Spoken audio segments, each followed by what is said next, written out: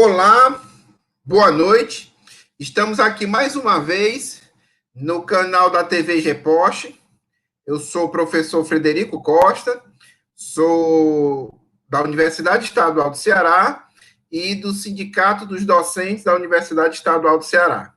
Hoje nós temos como temática a classe operária, o coronavírus e a luta contra o governo Bolsonaro. E estamos aqui com dois companheiros. Um é o companheiro Nestor, que já está presente, que é presidente do Sindicato dos Trabalhadores da Construção Civil da região metropolitana da Grande Fortaleza, e estamos esperando a companheira Santana, que é do Sindicato das Confecções, que ela está com problemas técnicos, né? Então, nosso objetivo hoje é ver como é que está a situação dos setores produtivos principais, não só do Ceará como do Brasil, né, que é a indústria da construção civil e também a indústria das confecções, né? Então, nós vamos estar aqui com a palavra com o companheiro Nestor, companheiro dirigente sindical, né, que inclusive também foi, por 4 meses, deputado estadual, né, representou muito bem não só a construção civil, né, não só a classe operária cearense, como os demais trabalhadores, inclusive nós do serviço público, em especial das universidades estaduais. Sempre tivemos, quando o Nestor foi deputado durante 4 meses, o apoio incondicional e irrestrito a todas as nossas lutas e reivindicações junto ao governo do Estado. Então, eu gostaria de iniciar parabenizando aqui. Isso é uma honra para o nosso programa, né? Nós que somos também do Instituto de Estudos e Pesquisas do Movimento Operário, perguntando para o Nestor. Nestor, me diga o seguinte: o que é hoje a construção civil no Ceará? Porque eu me lembro, quando eu não tinha essa barba branca, certo? Que eu fui um dos apoiadores na tomada histórica do Sindicato da Construção Civil. Nós tomamos dos pelegos, lá que dirigiu o sindicato. E nesse tempo, né, a construção civil era um setor dinâmico da economia cearense, né? Tinha milhares e milhares e milhares de trabalhadores. E o sindicato fez um excelente trabalho. Eu me lembro que nós visitávamos as obras e os trabalhadores comiam em telhas, né? Eles mesmos faziam uma vaquinha, compravam comida, cozinhavam e comiam em telhas e a colher era caco de telha. Eu me lembro disso, né? E hoje o sindicato, depois de várias direções classistas e combativas, teve uma série de conquistas dos trabalhadores da construção civil e é um setor da classe operária e dos trabalhadores do Ceará, um dos setores mais avançados. Então, eu queria que você dissesse aqui para a gente como é que está a situação hoje da indústria da construção civil, né, que é uma coisa muito interessante, né? É uma indústria dominada por grandes grupos empresariais. E como é que os trabalhadores estão hoje? Se a categoria aumentou, diminuiu, como é que está a resistência? E você desse esse quadro aqui para a gente, por favor. Boa noite, né, professor Fred, dirigente sindical também aí. Boa noite aos que nos assistem nesse momento, a todas as pessoas que assistem às nossas lives. Ultimamente tivemos algumas, né?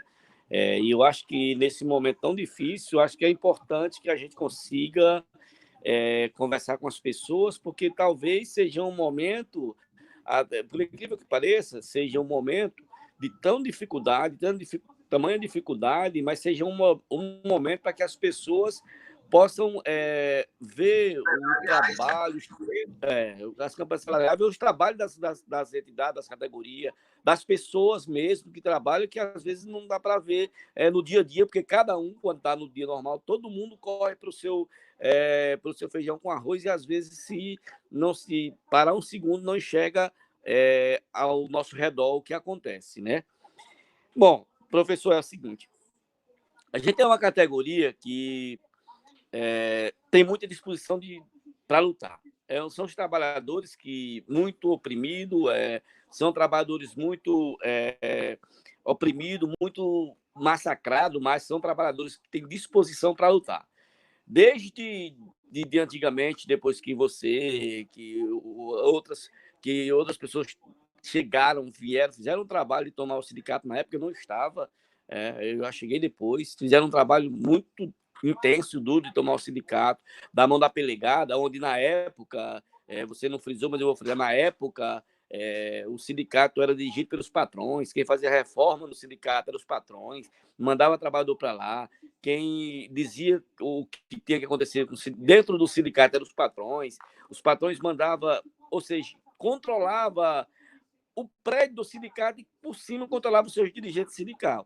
De lá para cá foi uma tomada, mas diante dessa tomada vem se dando um trabalho muito mais político com a categoria, vamos dizer como elas são, vem se dando um trabalho muito politizado com a categoria, para que a categoria enxergue de que de um lado está o patrão e do outro lado estão os trabalhadores. Tá? Eles têm conseguido enxergar de que o patrão não é amigo dele e nem bonzinho para eles. Tá?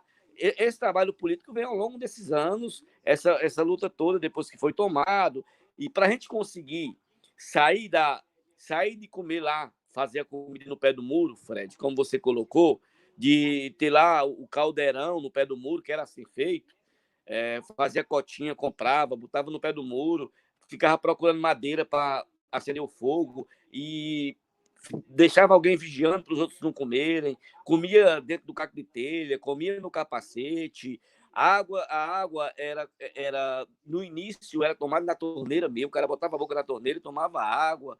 Em seguida, para melhorar, o patrão começou a dar o patrão começou a dar aos trabalhadores um copinho de arroz e um copinho de feijão para ele fazer lá no pé do muro. O cara dava um capacete, o cara comia dentro do capacete, aí fazia os potes de telha para botar água dentro, para não tomar água da torneira. E aí a gente foi mudando. Eu lembro, quando eu cheguei no sindicato, na época era o Raimundão que assumia toda a tarefa, eu cheguei no sindicato, ainda tinha pote, a briga nossa era para garantir alimentação e água gelada. E quando nós conseguimos, na primeira campanha salarial, conseguiu a alimentação, professor, era assim, a empresa era obrigada a dar comida na obra que tivesse a partir de 50 trabalhadores.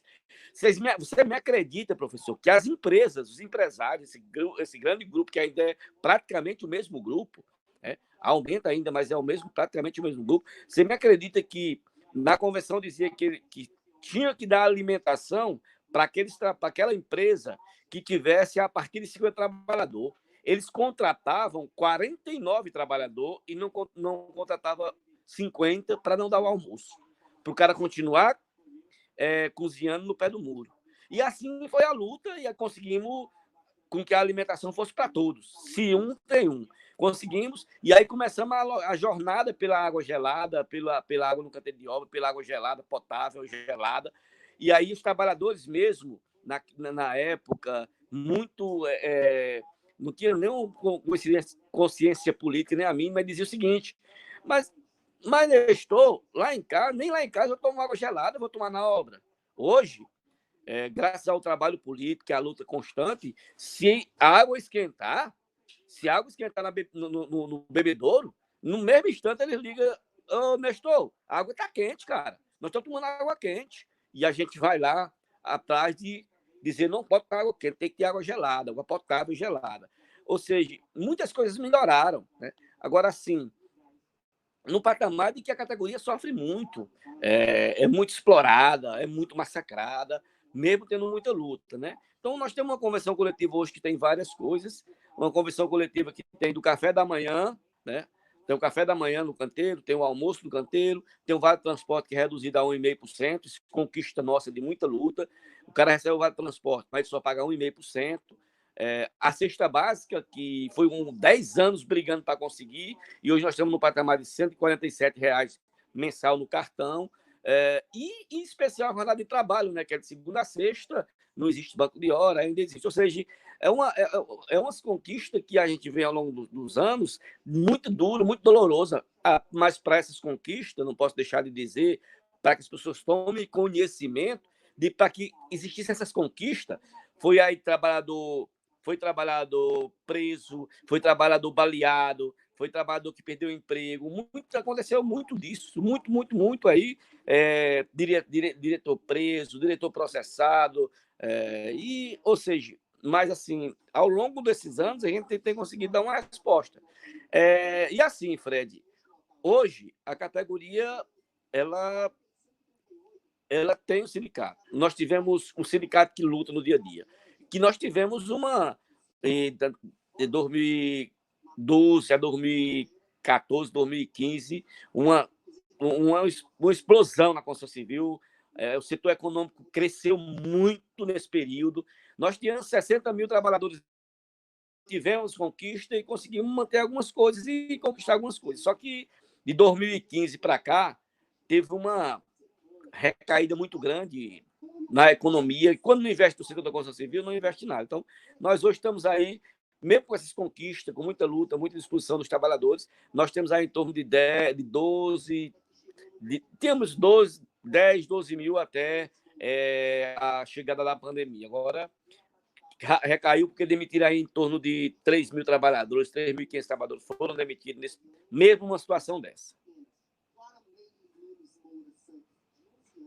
Pronto, Nestor, é muito importante isso que você está dizendo, porque é uma lição, eu acho, para nós que fazemos o sindicalismo classista, né? Quer dizer, o sindicalismo que defende os interesses imediatos e históricos dos trabalhadores, sejam eles professores, sejam eles operários da construção civil, das confecções, comerciários, e o Sindicato da Construção Civil é um exemplo aqui no Ceará, porque é um exemplo de que só a luta muda a vida, né? Quer dizer, não é a dádiva dos empresários. Inclusive, eu queria até, porque você pode dizer assim que a coisa seja um paraíso, mas eu acompanho muito a atividade do sindicato e eu só vejo vocês aí da direção do sindicato dando, né, vamos dizer assim, como diria na linguagem policial, dando umas incertas, né? Porque tem muito empresário, né, que não cumpre isso, né? Que é trabalhador trabalhando dia de sábado, trabalhando em feriado, né? E eu acho que importante também é o nível de consciência de classe que atingiu a categoria, né? Porque vocês não adivinham que está acontecendo isso. Então, é claro que é um trabalhador do sindicato, sindicalizado, né? Que faz a denúncia para o sindicato para, né, então, essa ligação entre a classe, né, a categoria e o sindicato, acho que é muito importante, né? E revela um excelente trabalho de base dos companheiros da construção civil. Então, você falou como é a situação dos trabalhadores, como é que a categoria retraiu, diminuiu dessa crise econômica. Agora, e como é que estão os patrões da construção civil? São todos bonzinhos, ou de vez em quando teve uma chance, quer meter a mão no direito dos trabalhadores? Como é que é isso? Como é que é esse cabo de guerra constante, né, cotidiano, porque quem acompanha, eu digo aqui, quem está nos assistindo, é só entrar nas redes sociais do Sindicato da Construção Civil, certo? Que vai ver que é uma luta diária, né, dos companheiros em defesa dos interesses da categoria. Então, como é que é essa situação? Fred, olha só, professor, pessoas que estão, para quem está nos assistindo, olha, não é nem eu não posso dizer nem que é uma queda de braço ou um cabo esticado, não, tá? A gente tem que estar todo o tempo, 24 horas por dia alerta. Eu estava conversando agora há pouco com a minha companheira, estava respondendo aos trabalhadores agora há pouco, e dizia assim para ela, os trabalhadores da construção civil, a gente orienta eles e eles nos perguntam. Tem uma ideia? Agora, no início da pandemia, nós fomos talvez o único sindicato que conseguimos fechar um acordo, Fred, logo no início, dia 23, de férias coletivas, para garantir o isolamento dos trabalhadores. E fizemos isso e as empresas não queriam cumprir. Não queriam cumprir. Ou seja, no momento que se baixar um pouquinho a guarda, eles tiram isso. Se baixar um pouquinho a guarda, eles não pagam aquilo. Se baixar um pouquinho a guarda, eles botam para trabalhar no domingo. Ou seja, não é um passeio, não. É uma dificuldade tremenda.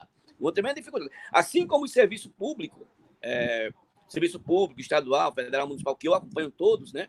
Eu acompanho todos. Os governos, no primeiro momento que tem a oportunidade de meter a mão no direito dos trabalhadores e tirar e arrancar, como foi várias vezes, como é várias vezes feito aqui no Estado e no Brasil inteiro, na Constituição Civil é a mesma coisa. Ou seja, eles, na hora que podem mexer, eles mexem. O problema é que a gente vive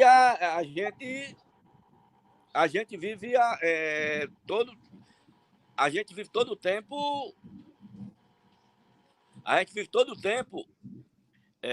alerta, porque quando pode tirar, eles tiram.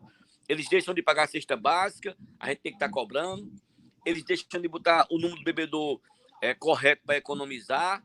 Eles pegam o trabalhador para trabalhar no domingo para poder garantir o andamento da obra.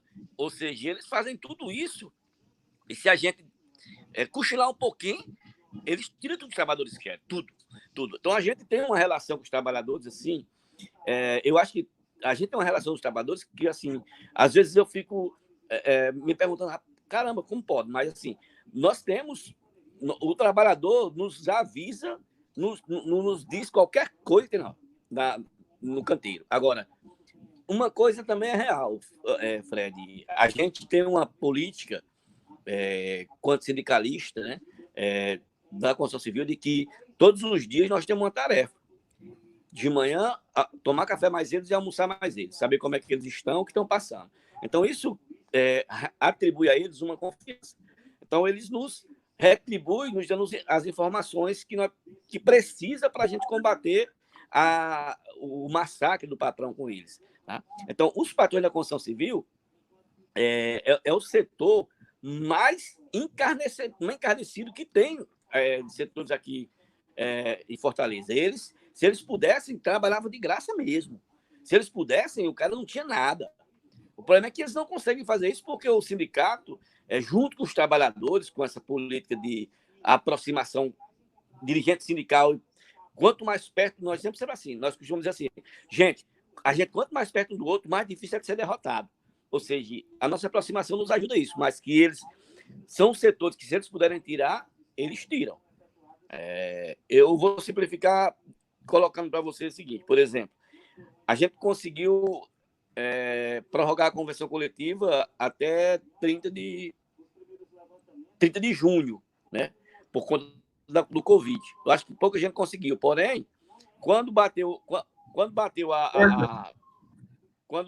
Fred, a medida provisória 936, que dava direito a reduzir salário, reduzir jornada, reduzir salário, banco de hora, suspensão de contrato, no dia 5, a medida provisória foi lançada, eu acho que foi no dia 5, se eu não me engano. No dia 7, eles convocaram os trabalhadores para ir assinar.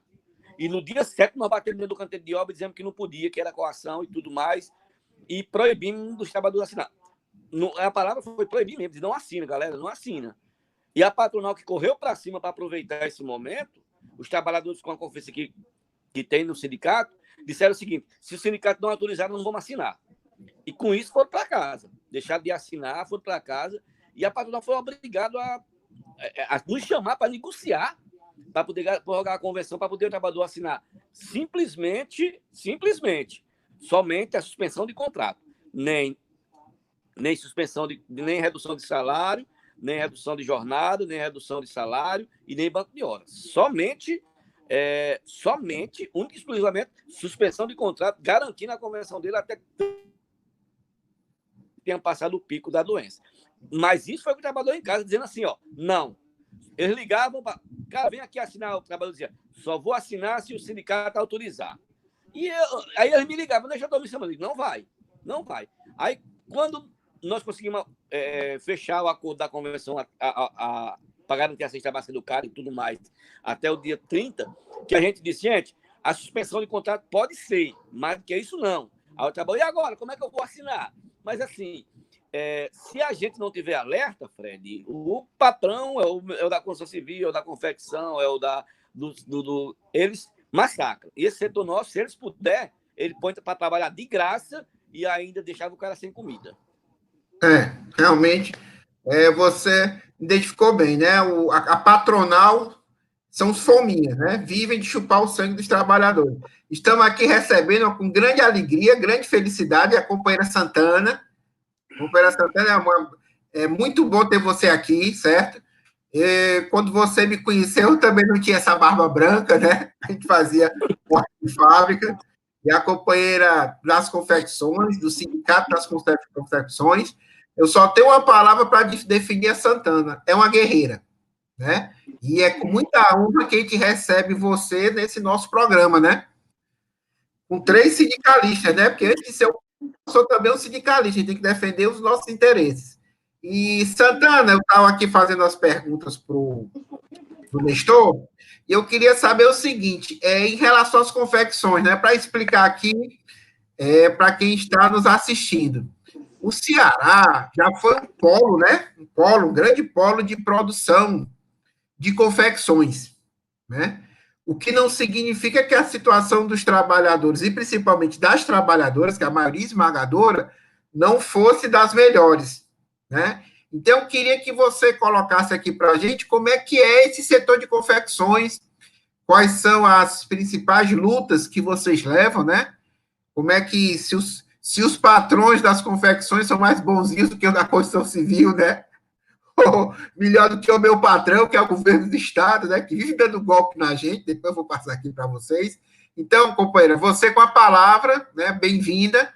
Como é que é a situação aí da categoria operária das confecções, né? Como é?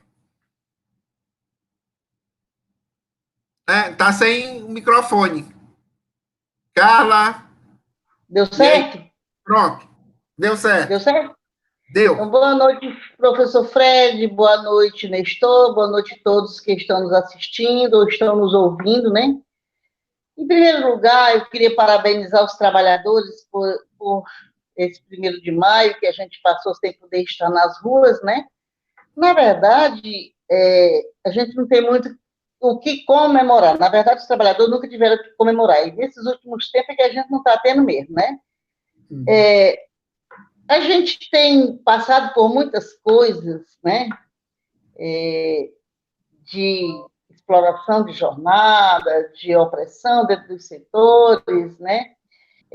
Desde 1886, que houve aquele grande movimento em Chicago, por conta da jornada, que os trabalhadores estavam sendo muito explorados, né? Trabalhando horas demais. Então, a gente continua ainda com essa exploração nos nossos ombros como trabalhadores, né? Só que teve uma, digamos assim, não sei se caracterizar se é uma melhor ou se foi uma pior, enfim. A gente, de lá para cá, todo mundo considera o dia do dia 1º de maio como o dia do trabalhador, como o dia do trabalho, enfim. A gente está nessa situação agora por conta dessa pandemia, né? Nestor acabou de falar sobre a medida 936, que os trabalhadores tiveram que assinar contrato perante a autorização do sindicato, né? E a gente também não ficou atrás. Nós tivemos empresa que botou os trabalhadores todos para fora, sem pagar sequer as verbas rescisórias e o direito devido a eles, né? Mas isso a gente já tomou providência, já está no Ministério Público, já está no Ministério da Economia, e a gente vê nesse governo de exploração, governo genocida, mas, enfim. E hoje nós estamos aí enfrentando uma pandemia que atinge os trabalhadores mais vulneráveis, que são os trabalhadores negros, moradores da periferia e pobres. Além da pandemia, companheiros que nos escutam, a gente também está sofrendo aí uma grande gama de violência. A violência doméstica está aumentando cada vez mais, né? Eu estava vendo agora de noite no jornal que só nesse final de semana atingiu quase 50 crimes aqui no nosso estado. Então, a gente não sabe o que é pior. Se é essa pandemia que mata todo dia milhares de pessoas, ou se é a violência que também está alastrada, né? Mas desde a nossa primeira morte no Brasil, por conta do Covid, né, se deu por conta de uma empregada doméstica, que sua patroa tinha ido passar um carnaval fora, né, em outro país, e chegou acometida da doença e não se isolou do pessoal, né? Então, hoje, o nosso país vive atualmente uma tragédia social, humana e sanitária, né? Com essa pandemia, eu também vi hoje no jornal, e no Ceará são 8.379 casos confirmados, né? Em 152 cidades que o Ceará, o estado do Ceará tem, são 677 mortes, cidades, e 165 mortes e investigações. Tem 8,8% de letalidade, foram 24.624 exames realizados no total, mas que ainda não saíram todos os resultados. Foram realizados, na verdade, mas os resultados demoram, então não saíram. E essa triste e cruel realidade nos constata, né, vem de encontro com a postura irresponsável e criminosa do atual presidente, que se contrapõe ao isolamento social, é favorável à intervenção militar, enfim, são todas essas coisas que nós, trabalhadores, estamos enfrentando, num país que já não tinha emprego para todo mundo, né? Num país que já se beirava a faixa de 12 mil desempregados. Hoje, quando a gente voltar aos nossos postos de trabalho, não vamos ter mais a garantia do nosso emprego. Ninguém está mais seguro do seu emprego, ninguém tem mais garantia de nada. Porque, como o presidente diz, e teve uma pergunta para ele, que ele respondeu o que ele podia fazer, porque ele é Messias, mas não fazia milagre, ele quer dizer o quê? Que se morrer 1.000 pessoas, eles vão ter lá 2.000 esperando ocupar uma de nossas vagas. Então, assim, gente, o problema é muito sério e a saída a gente não sabe qual vai ser, porque até hoje eu recebi ligação de empresas que tinham dado férias e acabou, e queria fazer esse contrato, né? E a gente está fazendo. Aí, algumas empresas, eu não fiz, porque eu já sou aposentada e não podia fazer, então eu tirei outras férias, eu estou dentro de 2 férias, tirei uma no mês passado, estou tirando outra agora, para terminar em junho, né? Então, assim, existe essas brecha que a medida deixou para que os patrões pudessem usufruir, né, e tentar sair de uma crise que a gente não sabe qual vai ser realmente a finalidade dessa crise. Então, dizer para os trabalhadores que nós temos que nos conscientizar de que ficar em casa, para nós, é a melhor saída. Aqui no meu bairro são várias pessoas contaminadas, inclusive a minha filha que trabalha num posto de saúde, ela positivou, passou 2 semanas fazendo tratamento, mas graças a Deus ela tem plano de saúde, fez exame, deu positivo, ela se cuidou, e graças a Deus já está fora de perigo, hoje já voltou ao trabalho, né? Enfim, são essas coisas, mas já tem morrido conhecidas minhas, colegas, vizinhos, então a gente fica muito triste com essa situação que nós não sabemos aonde vamos chegar, né? Então, o recado que eu tenho para as companheiras é que a gente tem que ficar mesmo em casa. E ele esperneie como ele quiser, mas a gente vai ter que ficar em casa para poder salvar nossas vidas e nossas famílias. É isso. Muito obrigado, Santana. Vocês que estão nos assistindo, vocês estão recebendo uma verdadeira aula dos companheiros, né? Para eu falar o que os companheiros estão dizendo aí, eu ia embromar e enrolar para um lado, mas os companheiros são bem diretos e como está a situação da maioria do povo brasileiro.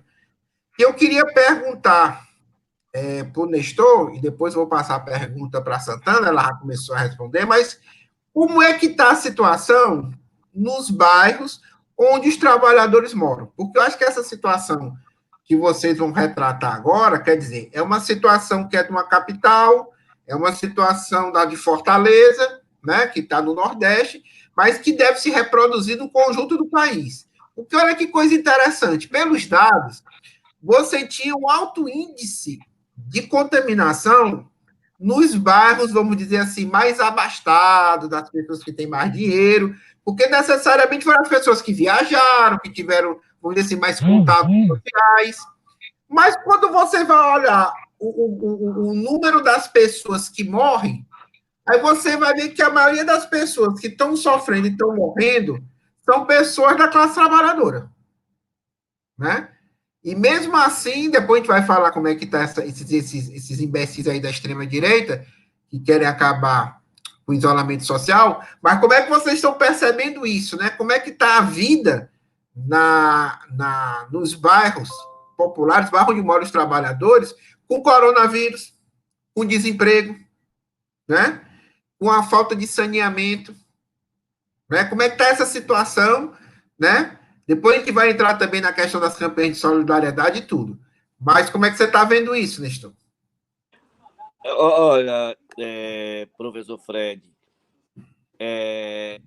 eles dizem que o vírus começa pelos bairros nobres da cidade. Mas, na realidade, a realidade que não quer calar, a realidade que é nua e crua para as pessoas é de que esse vírus, de que essa pandemia, ela não tem democracia para ela. Ou seja, a democracia é o seguinte: vou matar quem é mais pobre. A periferia está pagando preço por isso. Porque não é só o vírus que mata. Né? Na nossa opinião, humilde opinião, não é só o vírus que mata. Mata a falta de cuidado, mata a falta de sanear, mata a falta de medicação, mata o cuidado, mata a situação da necessidade. Ou seja, mas quem tem pago o preço maior é a periferia, que tem, além de passar, além de onde ser o maior número de gente, de gente que faleceu, de maior número de falecidos, é onde as pessoas estão sendo muito contaminadas. Ou seja, tanto a periferia como as pessoas mais pobres, os negros, as mulheres, quem estão sendo quem está pagando o preço mais alto. O preço mais alto, como dizer. Por quê? Porque não é que contaminou o fulaninho ou ciclaninho que viajou, não. A contaminação trouxeram de lá para cá, mandaram alguém aqui e encaminharam para a periferia. E estamos pagando preço por isso. Já tem caso, já hoje recebi uma notícia de que tem um operário que está com 9 dias, que está internado com Covid. Tem o pai de um militante nosso que está com Covid. E já desceu para o bairro, lá onde o nosso dirigente sindical, mestre Clesiberto, que é conhecido como corredor, mora, já faleceu 3 pessoas, foi 4. Ou seja, é a periferia que está pagando o preço da pandemia. Infelizmente é isso. Infelizmente é a periferia que está pagando o preço, Fred. Não é o burguês não está pagando frete, não. Eles estão, nós vamos debater isso, eles estão, os grandes empresários estão dizendo, não, tem que voltar a trabalhar. Nós, quando se ligado à Constituição Civil, Fred, nós pegamos uma confusão do dia 23 até a semana atrasada para garantir o fechamento das obras. A prefeitura mandava abrir. E o camarada da periferia está lá adoecendo. Quando ele adoece, ele vai para a UPA e, para ser atendido, Deus nos acuda. Ou seja, a periferia, além de pagar o preço da contaminação, ainda paga o preço do falecimento. Esse é o problema. O vírus está aí e está destruindo de mão pesada a nossa periferia. E isso é isso que nós temos que debater. Por isso que a cidadã colocou. O isolamento social é o essencial. Mas para os empresários, se eles pudessem, estava todo mundo trabalhando. E aí, quem morre mais é o pessoal da periferia, é o idoso da periferia. Não vai morrer gente não está morrendo alarmantemente o pessoal dos bairros nobres da cidade, não. Infelizmente, essa é a realidade. E nós temos que estar sempre dizendo, conversando a nossa base, os trabalhadores, as trabalhadoras, todos os serviços, setor público, privado, de que o melhor nesse momento para salvar nossas vidas é o isolamento social. Salvar a vida em primeiro lugar. Esse é o debate que nós temos que fazer com toda a nossa base, com todas as pessoas. Aí, obrigado, obrigado, Nestor. Acho que a Santana identificou muito bem. O que é que eles querem que os trabalhadores trabalhem de qualquer maneira e são indiferentes ao sofrimento e à doença? Porque se um morrer, tem 10. Entendeu? Então, para eles, o importante não é a vida humana, não é ser uma mãe de família, não é ser um pai de família, certo? O importante é o seguinte, você está trabalhando, está sendo explorado, está produzindo riqueza para mim, morreu, foi-se. Aqui é o discurso do Bolsonaro. E daí? Tem 10, 20, 30, né? Porque tem essa pressão do desemprego e tudo, certo?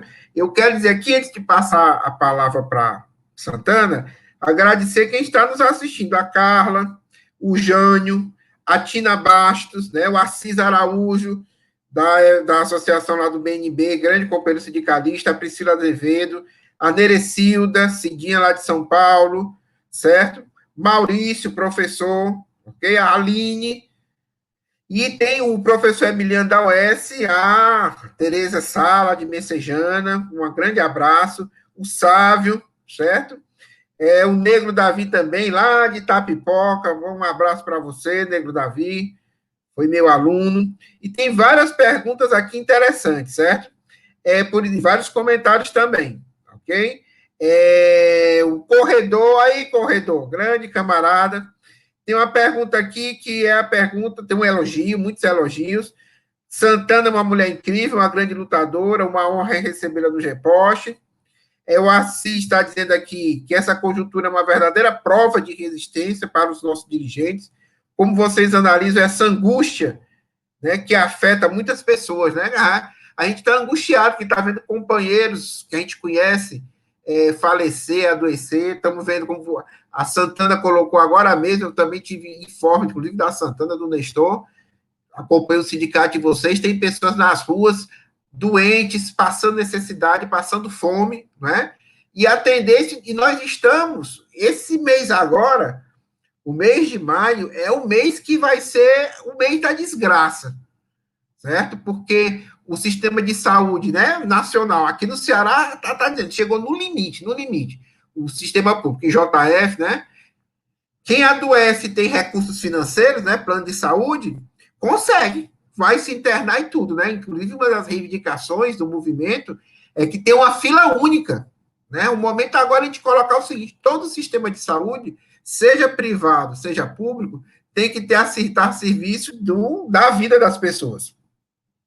A Santana também identificou uma coisa muito importante. Nessas situações de desgraça geral, o que é ruim fica pior. Então, essa questão da violência doméstica, do assédio, da violência das ruas, né? A polícia, ao invés de ajudar, está metendo sarrafo aí, né? Teve um dado interessante que com o afastamento da polícia dos bairros populares, o número de assassinatos diminuiu. Então, a gente chega à conclusão indireta, né, de que quem mata mais não são os chamados bandidos, né, a polícia, né, que reprime, que bate. Santana, como é que você está vendo, como é que está essa situação, né, nos nossos bairros onde a gente mora, né, porque a gente tá fazendo uma discussão enquanto sindicalista, mas o sindicalista mora no bairro, ao mesmo tempo que o sindicalista é uma referência para a categoria, é uma referência para os vizinhos, para a rua, para o bairro. Como é que você está vendo essa situação? Fred, é o seguinte, Diga aí, minha amiga. Tá me ouvindo? Tô sim. Tá me ouvindo? Tô sim. Tá me ouvindo? Tô, companheira, tá. Tô ouvindo. A nossa situação é muito diferente da situação de qualquer trabalhador, né? Privado, o explorado, né? Enfim. Nós temos muitas iguarias, nós trabalhadores do setor privado. Primeiro porque você falou que a cidade de Fortaleza já está no limite. Na verdade, nós não estamos no limite, nós estamos num colapso já, né? Porque aqui, no UPA, aqui perto da minha casa, que é o UPA do Alta Nunes, já não estão mais atendendo, porque não tem mais condição, não tem mais leito, não tem mais nada. Então, está fechado. Hoje, o agente de saúde me falou que o UPA não está mais atendendo por esses motivos, porque não tem mais condição de atendimento, né? Então, o Nestor falou que quem mais morre são os trabalhadores pobres, e é verdade. Mas os trabalhadores pobres se contaminaram por conta dos ricos. Porque os trabalhadores pobres não saíram fora do seu país para ir buscar essa porcaria lá longe para trazer para cá, né? Então, quem trouxe esse contágio para os trabalhadores, para o nosso país, foi os empresários, os viajantes que andam por aí afora, como eu citei naquele caso da empregada doméstica. O primeiro caso que se deu aqui no Brasil foi de uma empregada doméstica que a patroa tinha de passar um carnaval em outro país e quando chegou veio contaminada. E não se isolou e contaminou a empregada e aí saiu contaminando todo mundo, né? Então, assim, essa situação, a cada dia que passa, essa curva parece que não vai baixar, né? Porque tem uma tal de uma curva aí, né? Parece que ela está subindo, né? E a gente não tem outro caminho a não ser o isolamento social, né? Que já tem estado aí, São Paulo, já não tem mais lugar para enterrar ninguém, minha gente, de tantos mortos que tem. Manaus é outro absurdo. O Ceará, eu acho que está na 9ª posição. Então, nós estamos também numa situação muito, muito triste, né, dos trabalhadores que estão morrendo. Nesse meio de trabalhadores, digamos que tenha 3, 4 pessoas de nível maior, de nível médio, pessoa de classe alta média, que está morrendo, como eu já vi passar no jornal médico que morreu. Hoje a gente soube que morreu uma pessoa do mesmo setor de trabalho do meu filho, que também é da área da saúde, um agente de Ademias, né? E foi postado para a gente ver aqui. Enfim, colegas da minha filha que trabalham no posto também já faleceram, enfermeira aqui do UPA já faleceu. Enfim, são N categorias que estão morrendo, mas são contaminadas por as pessoas que vieram de fora. E aqui o nosso país teve uma grande culpa, porque foi alertado desde o começo e não tomou providências, né? Porque se isso tivesse começado a tomar as medidas cabíveis desde quando começou, se eu não me engano, foi no fim de janeiro para começo de fevereiro que esse negócio começou a aparecer, talvez a gente já tivesse resolvido o nosso problema aqui, né, dessa pandemia. Mas aí vem essa pandemia, a pandemia da violência, a pandemia da fome, a pandemia de tudo enquanto. E o que nos resta, pessoal? Só nos resta ou morrer com o coronavírus ou morrer de fome. Porque vai chegar um dia que os trabalhadores não vão mais ter o que comer se esse negócio se alastrar, se esse isolamento social tiver que se alongar. Porque se não se alongar, a gente vai morrer de uma forma ou de outra. E é palavra do presidente, dos governadores, dos prefeitos, que todo mundo vai se contaminar. Se vai morrer todo mundo, lógico que não vai, porque a gente já viu casos de senhores idosos recebendo alta, né, dos hospitais, Leonardo da Vinci, do UPA, não sei de onde. A gente fica maravilhada com esses casos. Mas hoje eu vi na televisão uma criança de 4 meses que contraiu, se internou com alguma coisa que não era, e depois contraiu lá dentro e morreu. Uma criança de 4 meses, minha gente, não dá. Aí a gente fica sem saber o que fazer, né? Então, eu estou aqui com os meus nervos, a flor da pele, né? Porque também eu tenho um pai com, digamos que 90 anos, ele vai fazer agora, no final do mês de maio, ele faz 90 anos, e ele pegou uma virose que eu estava aqui entrando na live, quando a minha irmã mandou um recado aqui no telefone da minha filha, que eu fosse lá, que meu pai estava meio que agoniado. Ô, gente, pelo amor de Deus, eu suei da cabeça até o pé. Então, porque a gente vê acontecer tudo isso toda hora e a gente não aguenta mais. Até onde que a gente vai aguentar essa história que está acontecendo com os trabalhadores e com a população inteira. Isso não é no Ceará, isso não é no Brasil, isso é no mundo todo. Isso é no mundo todo. Então, só a misericórdia divina que vai ter a solução para esse problema, porque o homem, até hoje, o homem ainda não conseguiu. Eu não sei quando vai conseguir, quantas vidas ainda vão ser ceifadas por esse tal de vírus coronavírus. É isso, Fred. Pronto, muito bem. Uma pergunta aqui do professor Maurício, né? Como é que vocês veem é a política do governo, do nosso governo, né, do Bolsonaro em relação ao isolamento, em relação aos trabalhadores, né? E qual deve ser a nossa resposta, né? Diante disso, né? Como é que a gente deve lutar contra o coronavírus, contra o Bolsonaro, contra essas políticas. Foi postado aqui pela companheira Emanuela que o Ceará ultrapassou o número de 700 óbitos, 73% na rede pública, 20% na rede particular e 5,9% em casa. O que demonstra essas estatísticas indica que os mortos são, sobretudo, da classe trabalhadora, que depende da rede pública, que já entrou em colapso, como foi identificado pelos companheiros. Então, eu gostaria de saber, e aí? Qual é a posição que está sendo tirada pelo movimento sindical, principalmente o movimento sindical combativo, em relação a esse governo? O que é que ele tem que fazer em relação a esse governo que já foi diversas vezes que é um governo genocida, assassino, corrupto, contra os trabalhadores, contra as mulheres, contra os índios, certo? Qual é que deve ser a nossa posição? Como é que vocês estão vendo isso? Nestor, aí depois, companheira Santana. Olha só, gente, é um absurdo e fora do normal se existir um governo desse tipo em um país, em especial aqui no Brasil. Primeiro que tudo, esse governo, esse presidente, ele não defende quem trabalha. Essa é a primeira coisa que, desde o começo, que a gente diz e avisa. Agora, ficou mais do que demonstrado que, além de ser um governo fascista, ele é um governo que não defende o país. Ele não defende as pessoas. Ele não defende o ser humano como gente. Ou seja, é um governo que, diante de tanto absurdo que ele já fez, se manter no poder, até de um dirigente sindical ou de um político perguntar assim, rapaz, por que mesmo? O porquê disso? O porquê de ter um presidente genocida que, para ele, não importa a vida do ser humano, que para ele não importa a vida das pessoas, que para ele não importa que as pessoas estejam chorando ou sofrendo, que para ele não importa que a pessoa morra ou esteja doente. Ou seja, na nossa humilde opinião, esse governo não serve para o Brasil, não serve para os trabalhadores e não serve para as pessoas brasileiras. O governo, antes ele servia de chacota para o mundo inteiro.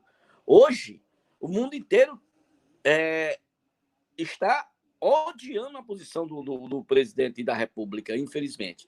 E nós, como dirigentes sindicais, não queremos dizer, nós temos que botar para fora esse governo o quanto antes, senão ele vai destruir a nação.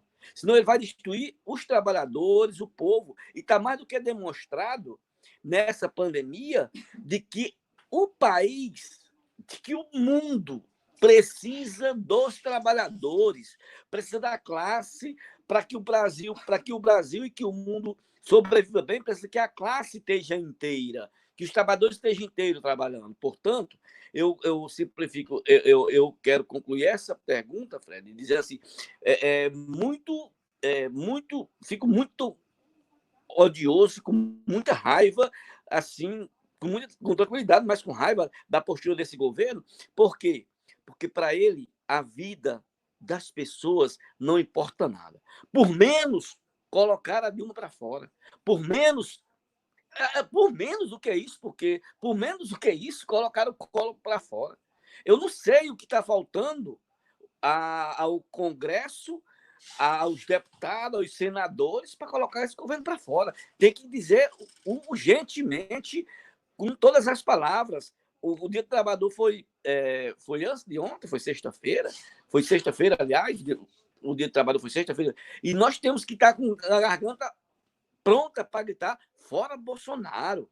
Fora Bolsonaro! Esse governo é genocida. Esse governo não está aí para a nossa vida. E antes de qualquer coisa, a nossa vida. Depois, a economia.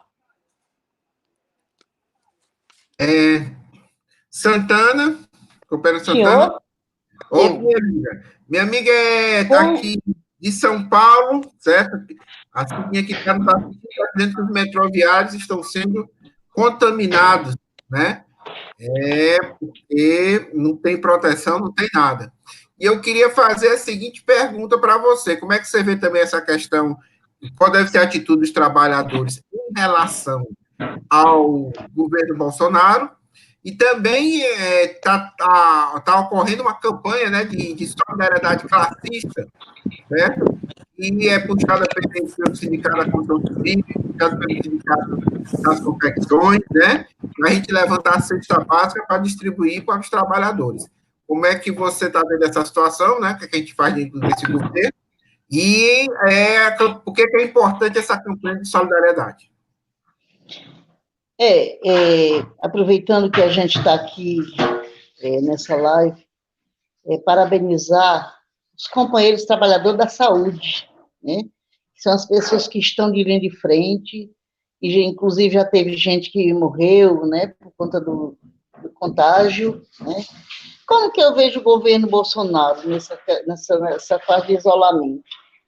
Eu até já falei no início de que para ele e para eles, né, que é os empresários, o isolamento para eles é o fim da vida, né?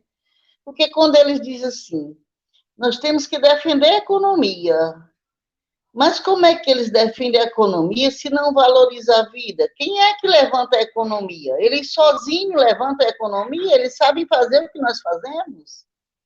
Qual é o empresário do nosso ramo de confecção que sabe sentar numa cadeira e fazer uma calcinha, fazer um sutiã, uma calça comprida, uma blusa?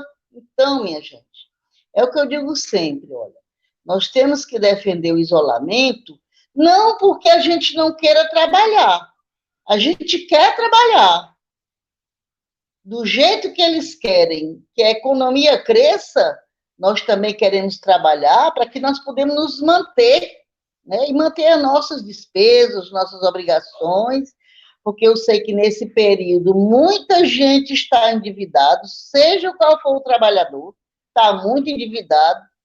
É tanto que a gente vê as filas enormes na Caixa Econômica para receber aquele auxílio emergencial, que é uma outra barbárie de isolamento, porque o pessoal estão todos aglutinados uns sobre os outros, e não tem uma saída para os trabalhadores para resolver essa situação sobre esse negócio do benefício emergencial.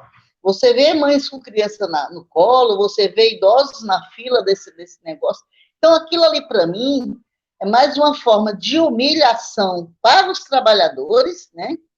E uma forma também de que os trabalhadores possam se contaminar, porque naquele meio ninguém sabe quem está sadio, ninguém sabe quem está doente. Eu sou defensora de que todo mundo use sua máscara, bom ou doente, porque se passa um bom perto de mim e eu estiver doente, eu vou contagiar.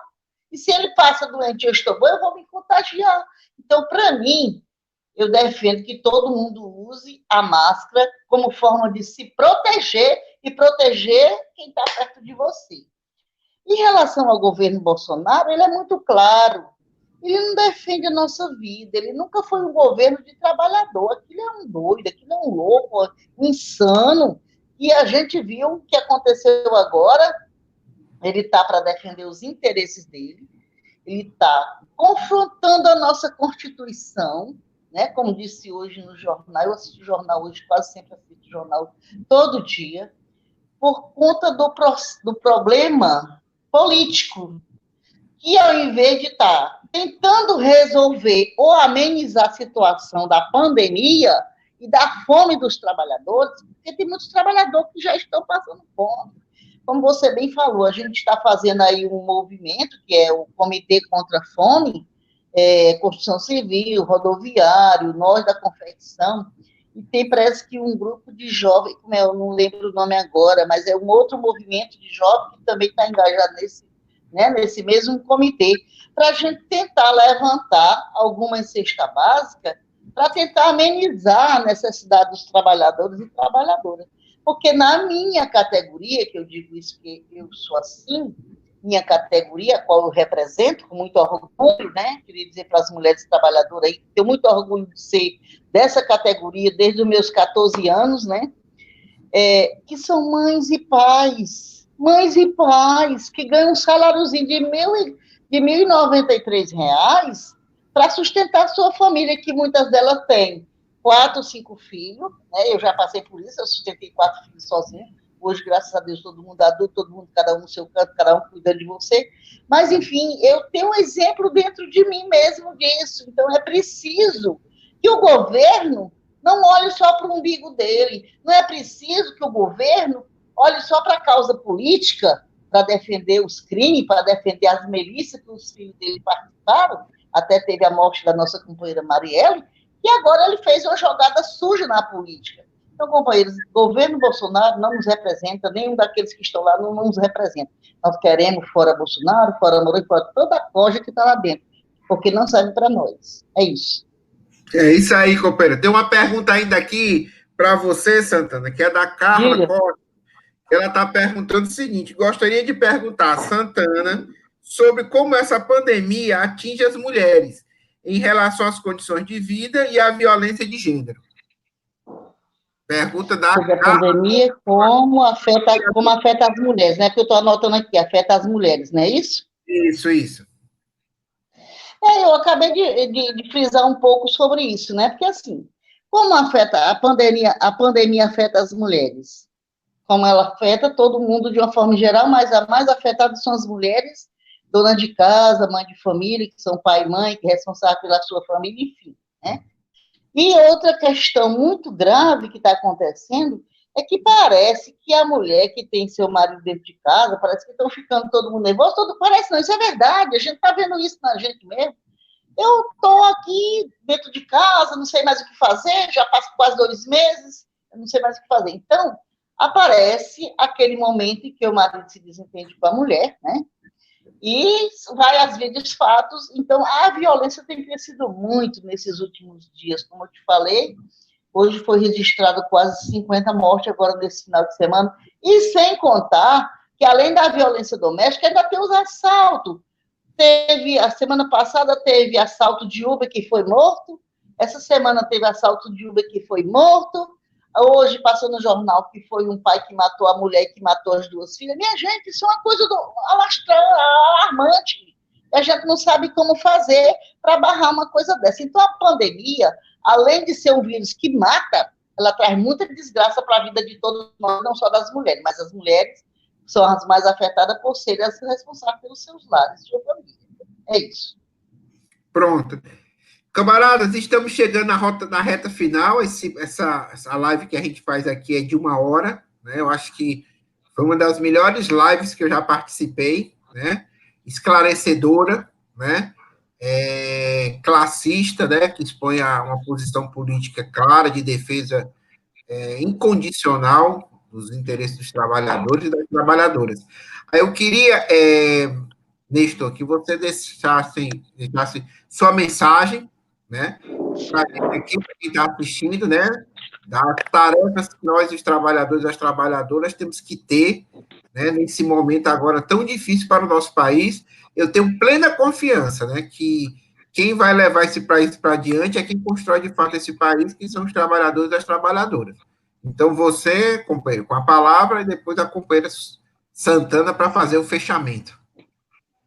Bom, eu, de antemão, quero agradecer, Fred, a oportunidade de falar para as pessoas, quanto operário da construção civil, quanto dirigente sindical, quanto político que discute, na realidade, a vida da classe, a vida dos trabalhadores, a vida do ser humano.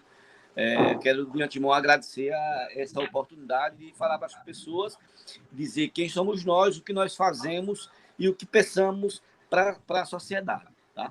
Então, eu quero agradecer muito, mas quero deixar um recado para todos.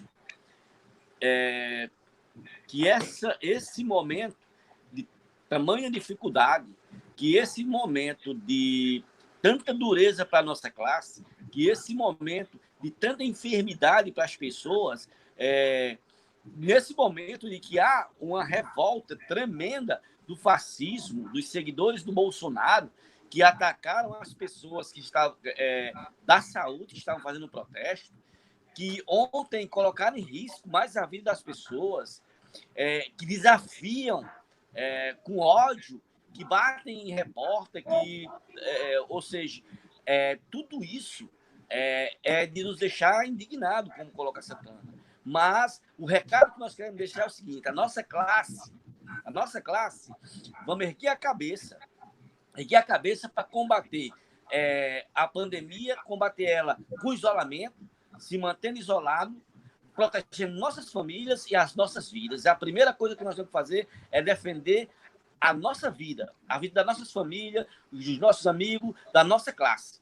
Primeira coisa que nós temos que fazer é isso: nos defender e defender a nossa vida. Segunda coisa é dizer: fora Bolsonaro. Tem que ter esse governo do poder para que nós possamos salvar a vida e, depois de salvar a vida, salvar o país. Porque esse governo genocida vai destruir ou quer destruir os trabalhadores e quer destruir o país. Portanto, vamos salvar a vida e vamos pôr para fora esse governo para que nós possamos, sim, continuar de vida de cabeça erguida, lutando por melhores dias de vida, por melhores por saúde para todos e para uma vida digna para os trabalhadores. Então, fora Bolsonaro. Obrigado, Fred. Obrigado. Santana. Senhor, oi. Sua mensagem. Primeiro, agradecer por este momento, né, que está aqui participando dessa live, desse esclarecimento, com Nestor, com você, professor Fred, e com os que estão nos ouvindo. A Assis, a Carla, um abraço para vocês. Quando terminar tudo isso, nós vamos dar um forte abraço, e sintam-se abraçados desde já, tá bom? Eu queria fazer minhas palavras do Nestor, que a gente não tem outra saída a não ser o isolamento social, né? Como eu falei no início de minha fala, que se o nosso presidente tivesse tomado medidas quando esse negócio começou a aparecer, essa pandemia começou a aparecer, como ele dizia que era uma gripezinha, um resfriadozinho, né? Mas ele nunca apresentou os exames que foram feitos nele, porque teve uma comitiva dele que estava vários deles acometidos, né? E ele nunca apresentou, mas dizer para as colegas: vamos tentar levantar a cabeça, o momento não é fácil, eu sei que não é fácil. Eu fico aqui, às vezes, olhando para as paredes, o que vai ser de nós, né?